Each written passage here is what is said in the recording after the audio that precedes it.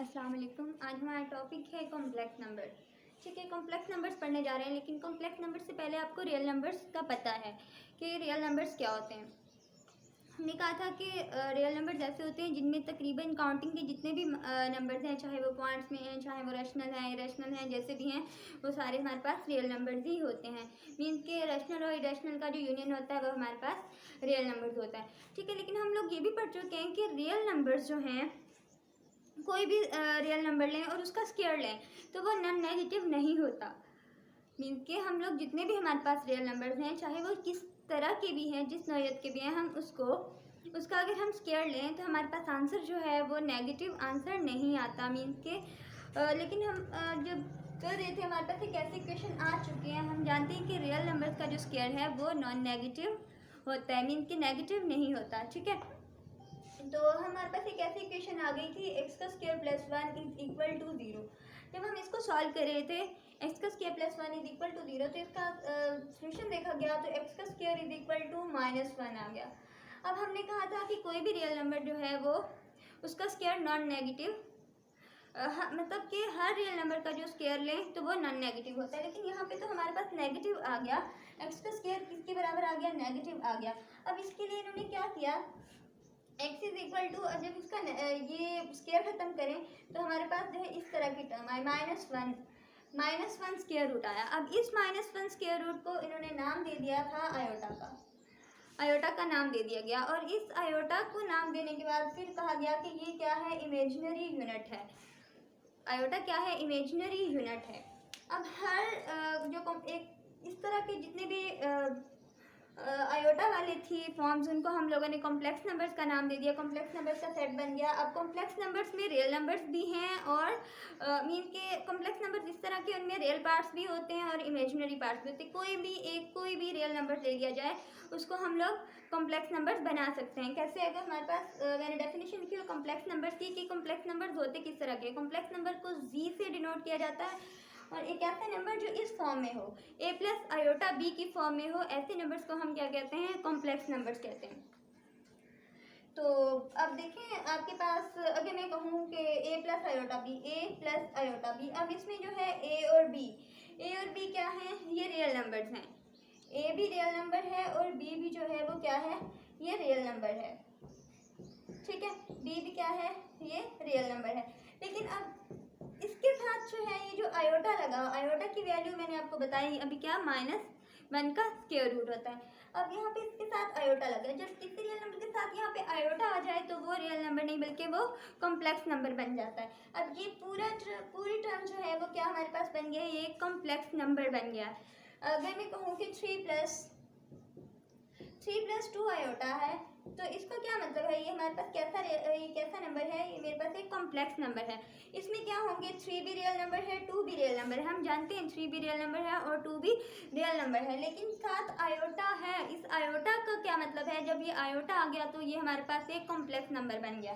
जब ये complex number बना तो अब हम इस पार्ट को, हम ए पार्ट, ये ए है और ये बी है, ठीक है, बी आयोटा है। अब इसको हम कहेंगे रियल पार्ट, इसे हम क्या कहेंगे, रियल पार्ट कहेंगे। और जिसके साथ आयोटा होगा उसको हम क्या कहेंगे, इमेजिनरी पार्ट कहेंगे। तो अब डेफिनेशन भी खुद ही ये बताती है, a number of the form, एक नंबर इस किस्म का a प्लस आयोटा b की फॉर्म का एक नंबर, जबकि a और b दोनों क्या हैं, इसमें रियल नंबर्स हैं। और आयोटा की वैल्यू क्या है, ये जो आयोटा b के साथ राइट किया हुआ है, इसकी वैल्यू है -1 का स्क्वायर रूट। इसी को हम क्या कहते हैं, इस पूरे डेफिनेशन को, ये कॉम्प्लेक्स नंबर का सेट है, d is equal to a plus iota b, और उसको z से डिनोट किया जाता है। ठीक हो गया। तो अब ये भी मैं बता चुकी हूँ कि a प्लस आयोटा b अगर इस तरह का होगा तो इसमें a और b दोनों होंगे रियल नंबर, लेकिन जिस साइड पे b, जिसके साथ आयोटा आ जाए वो वाला पार्ट क्या हमारे पास इमेजिनरी पार्ट हो जाता है। ये हमारे पास रियल पार्ट है और ये जो हमारे पास इमेजिनरी पार्ट है, क्योंकि हम इसको आयोटा को, यानी -1 का स्क्वायर रूट है, इसको हम कहते ही इमेजिनरी यूनिट है। ठीक हो गया। अब हम देखते हैं कि सेट ऑफ कॉम्प्लेक्स नंबर्स को, ये तो हमने एक कॉम्प्लेक्स नंबर की बात की है ना, एक कॉम्प्लेक्स नंबर को डिनोट करना हो तो हम जी से डिनोट करते हैं। लेकिन अगर हमने पूरे सेट को बताना हो कि पूरा सेट कॉम्प्लेक्स नंबर का, उसे हम कैपिटल सी से डिनोट करेंगे। तो सेट ऑफ कॉम्प्लेक्स नंबर्स जो है उसको कैपिटल सी से डिनोट किया जाता है। इसकी डेफिनेशन ऐसे है, जी बस Z is equal to A plus iota B. A B जो है रियल नंबर्स हैं, जबकि आयोटा ये है -1 का स्क्वायर रूट। ठीक हो गया। अब यहाँ पे इस डेफिनेशन में हम बताएंगे कि ए जो है हमारे पास, ए जो है वो हमारे पास क्या होगा, वो रियल पार्ट होगा। यहाँ बताएंगे ए जो है वो क्या हमारे पास रियल पार्ट होगा, और बी जो है हमारे पास वो इमेजिनरी पार्ट होगा। कौन सा होगा? इमेजिनरी पार्ट होगा। अब हम देखते हैं कि हाँ, अब इसमें मैं बताती जाऊँ कि ए को रियल पार्ट से इसको कैसे डिनोट करते हैं हम। यहाँ पे जो ए है इसको हम, वो किसके बराबर होगा? Real of ji. मीन्स कि इसका क्या मतलब है रियल ऑफ जी का, कि ए जो है वो रियल पार्ट है इस कॉम्प्लेक्स नंबर का। एक हमारे पास जी कॉम्प्लेक्स नंबर है जो उस साथ रियल ऑफ का क्या मतलब है कि ये ए जो है इस जी जो हमने कॉम्प्लेक्स नंबर लिया है उसका एक रियल पार्ट है। और जबकि बी जो है वो हमें क्या बताएगा? वो इमेजिनरी ऑफ जी बताएगा। इमेजिनरी ऑफ जी बताएगा, मतलब कि जो हमने कॉम्प्लेक्स नंबर लिया है उसका इमेजिनरी पार्ट है बी। ठीक है, जिसके साथ आयोटा होगा वो हमारे क्या होगा? इमेजिनरी पार्ट होगा। तो अब हम कहते हैं कि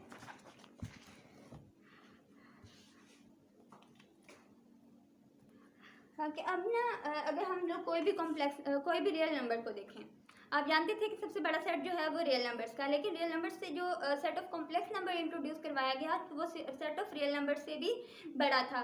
क्यों? क्योंकि हम जानते हैं कि हर रियल नंबर जो है, हर रियल नंबर वो कॉम्प्लेक्स नंबर उसको बनाया जा सकता है। कैसे? अगर हम उसके साथ जीरो के साथ आयोटा लगा दें और इसे इमेजिनरी पार्ट बना के। अब यहाँ देखिए, अब मेरे पास 3 है, ठीक है, 3 है, 5 है, 7 है, कुछ भी ले लूँ मैं, कोई भी रियल नंबर उठा लूँ, तो क्या मैं इसको मैं कॉम्प्लेक्स नंबर बना सकती हूँ? ये आपके सामने सारे रियल नंबर्स हैं, इनको मैं कॉम्प्लेक्स नंबर बनाना चाहूँगी तो मैं कैसे बनाऊँगी? तो 3 के साथ अगर मैं 0 आयोटा कर दूँ, अब यहाँ पे देखें 0 भी तो एक रियल नंबर है ना, 0 भी कोई रियल नंबर है। अब ये 3 भी रियल नंबर है, ये दोनों रियल नंबर्स हो गए, लेकिन ये मेरे पास क्या हो गया? रियल पार्ट हो गया। और ये मेरे पास आयोटा इसके साथ लगा हुआ है, तो ये मेरे पास क्या होगा? इमेजिनरी पार्ट हो गया।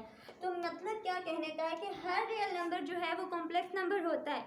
हर रियल नंबर को हम इजीली कॉम्प्लेक्स बना सकते हैं, जस्ट उसके इमेजिनरी पार्ट में मतलब 0 ऐड कर दें, 0 आयोटा लगा के हम इसको रियल नंबर को कॉम्प्लेक्स नंबर बना सकते हैं। अब जिस तरह ये 5 है, 5 को मैं क्या कर सकती हूँ? 5 + 0 आयोटा कर दूँ, तो ये मेरे पास क्या बन जाएगा? 5 पहले रियल नंबर था, अब ये क्या बन गया? अब ये कॉम्प्लेक्स नंबर बन गया।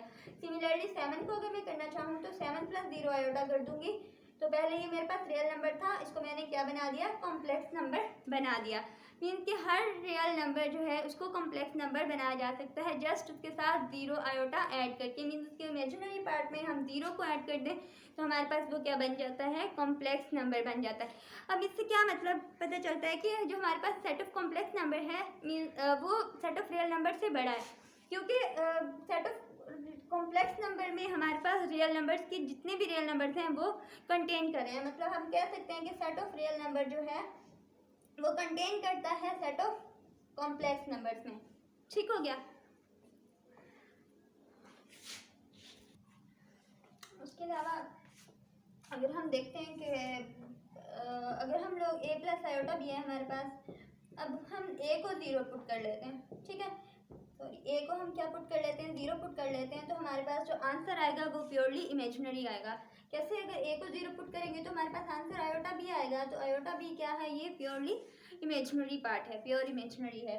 और अगर हम लोग b को 0 कर लेते हैं, b को 0 पुट करते हैं तो हमारे पास जो है आंसर क्या आएगा? a + 0 iota. मीन आयोटा जब 0 से मल्टीप्लाई होगा तो 0, a + 0 iota is equal to हमारे पास जो है आंसर a आएगा। b को 0 पुट करने से हमारे पास जो आंसर आएगा वो real part mean real answer आएगा। और जो अगर b को 0 कर देंगे तो हमारे पास जो है a को 0 कर देंगे तो हमारे पास जो आंसर आएगा वो प्योर इमेजिनरी आएगा। अगर हम 0 जैसे आप जानते हैं कि 0 कोई भी एक रियल नंबर है, तो क्या 0 कॉम्प्लेक्स नंबर भी हो सकता है? बिल्कुल हो सकता है। अगर हमारे पास एक ये 0 है, ठीक, नज़र नहीं आ रहा, यहाँ 0 है और ये एक रियल नंबर है। अगर मैं इसको कॉम्प्लेक्स बनाना चाहूँ तो मैं क्या करूँगी? 0 आयोटा कर दूँगी, तो मेरे पास आंसर क्या आएगा? फिर 0 आएगा। तो इसका क्या मतलब है? 0 जो है वो एक कॉम्प्लेक्स नंबर भी है। ज़ीरो क्या है, वो कॉम्प्लेक्स नंबर भी है। अब देखते हैं कि conjugate of a complex number, complex number का कॉन्जुगेट किसे कहा जाता है।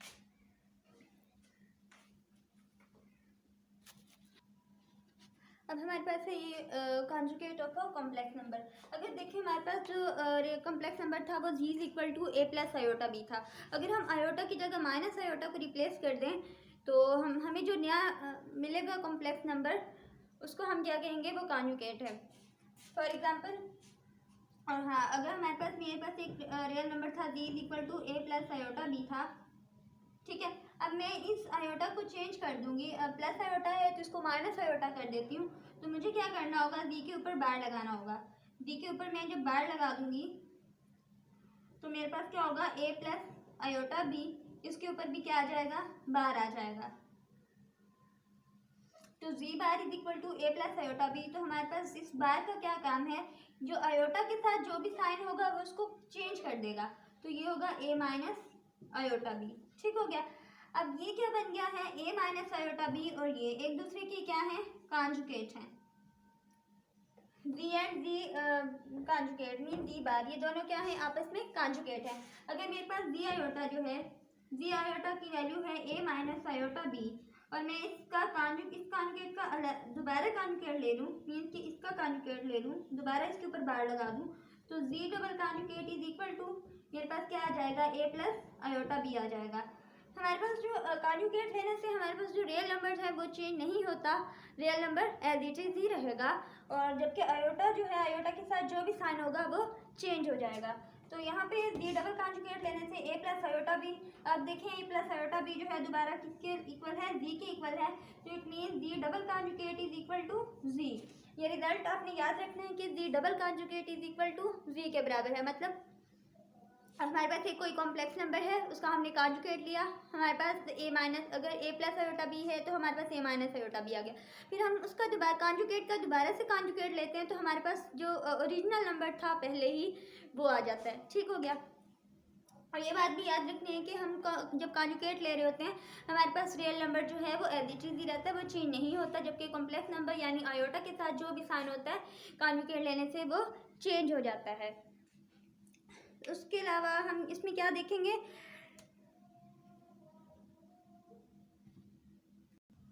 हम देख रहे हैं equality of complex numbers. Complex numbers की इक्वलिटी क्या है। फॉर एग्जांपल मेरे पास मैं कोई भी दो कॉम्प्लेक्स नंबर्स ले लेती हूँ। मैं एक ले लेती हूँ ए प्लस आयोटा बी, और मैं दूसरा ले लेती हूँ सी प्लस आयोटा डी ले लेती हूँ, ठीक है। ये दो कॉम्प्लेक्स नंबर ले लिए मैंने। अब मैं अगर इन दोनों के दरमियान इक्वलिटी का साइन रखती हूँ, मीन इन दो कहती हूँ कि ये दोनों इक्वल हैं। ये कब इक्वल हो सकते हैं, हमें कैसे पता है ये इक्वल है। ये इक्वल तब होंगे जब हमारे पास जो है इसका रियल पार्ट तो इसके रियल पार्ट के इक्वल होगा, और इसका इमेजिनरी पार्ट इसके इमेजिनरी पार्ट मीन के इसका इमेजिनरी पार्ट और इसके इमेजिनरी पार्ट के इक्वल होगा। तब हम कह सकते हैं कि ये दोनों इमेज कॉम्प्लेक्स नंबर्स जो हैं वो इक्वल हैं। तो इसकी ये कंडीशन होगी इक्वल होने के लिए ज़रूरी है कि A is equal to C हो और B is equal to B हो, ठीक है। फॉर एग्जाम्पल मैं कहती हूँ 3 plus 2 iota is equal to 5 plus 6 iota. तो मैं इसको कैसे सॉल्व करूँगी, मैं इसको ऐसे सॉल्व करूँगी, इसका रियल पार्ट को इसके रियल पार्ट के साथ और इसके इमेजिनरी पार्ट को इसके इमेजिनरी पार्ट से सॉल्व करूँगी, ठीक हो गया। अब मैं क्या कहूँगी कि अगर इसको मैं कह देती हूँ 3x प्लस कोई और एग्जांपल, मतलब अगर यहाँ पे 3 प्लस 5 है तो मैं कहूँगी 3 प्लस 5 इज इक्वल टू यहाँ पे 2 आयोटा प्लस 6 आयोटा है, तो mean 8 is equal to 8 iota, ठीक है। इस तरह का अगर हम x वाली वैल्यू ले लेते हैं 3x प्लस 2 आयोटा y या 5x प्लस 6 आयोटा y कर दूँ तो मेरे पास यहाँ पे क्या आएगा, x आ जाएगा, यहाँ पे क्या आएगा, y आ जाएगा। तो यहाँ पे 8x प्लस 8 आयोटा है, ठीक है। इस तरह की हमारी क्या आती हैं, वैल्यूज आ जाती हैं।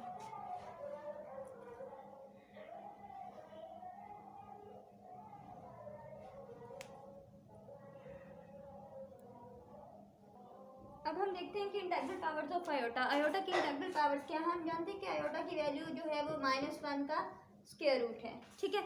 अब हम क्या करते हैं, अगर हम आयोटा स्क्वायर ले लेते हैं, आयोटा स्क्वायर की वैल्यू क्या होगी, -1 होगी। इसका स्क्वायर ले तो स्क्वायर रूट कैंसिल हो जाएगा, तो ये क्या होगा, -1 होगा।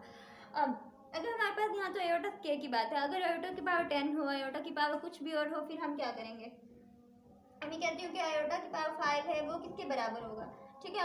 हम इसको कर सकते हैं कि iota square dot iota cube, ठीक है। आयोटा स्क्वायर की वैल्यू यहाँ पे पुट कर दूंगी -1 डॉट आयोटा स्क्वायर को दोबारा मैं आयोटा स्क्वायर डॉट आयोटा में कन्वर्ट कर दूंगी, तो -1 into -1 dot iota -1 plus 1 dot iota, ठीक है। अब इसका आंसर जो है वो क्या आ जाता है, आयोटा आ जाता है। एक और भी तरीका है, अगर आप इसको यूँ शॉर्टकट करना चाहें, iota 5 is equal to iota का स्क्वायर मीन ये 4 तो आयोटा इस तरह चले गए डॉट आयोटा, तो आयोटा स्क्वायर इज -1 का स्क्वायर डॉट आयोटा, तो यहाँ पे +1 into iota is equal to iota, ठीक है। यूँ भी कर सकते हैं। अगर इससे भी ज़्यादा बड़ी पावर लेना चाह रहे हैं तो बड़ी पावर लेके देख सकते हैं। अभी अगर मैं कहूँ कि आयोटा की पावर 10 ले लूँ, मैं आयोटा की पावर 10 लेती हूँ, तो मेरे पास क्या बन सकता है, आयोटा का स्क्वायर की पावर 5 बन सकती है, ठीक है।